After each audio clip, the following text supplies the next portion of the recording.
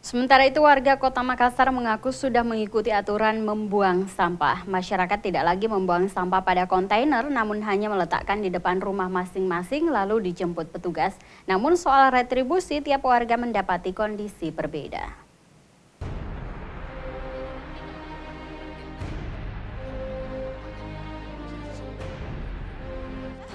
Di depan rumah.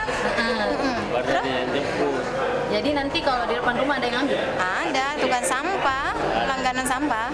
Jam berapa biasa? Ya enggak tentu, kalau saya pergi kerja jam-jam 10, kadang jam 12. Buang sampah di di depan rumah itu ada memang disediakan kayak karung-karung. Nah, di situ kita buang. Nah, nanti ada yang kayak motor yang tukang sampah yang ambil. Nah, begitu. Ya setiap 2 hari sekali baru datang ambil. Kalau untuk di ini sampai sekarang belum ada retribusinya. Saya tidak tahu yang ini yang lain-lain. Ada tempat sampah di depan rumah, disiapkan memang. Nanti ada yang jemput tukang sampah. Biasanya sih sore, jam 7 sampai jam 5 sampai jam 7 malam.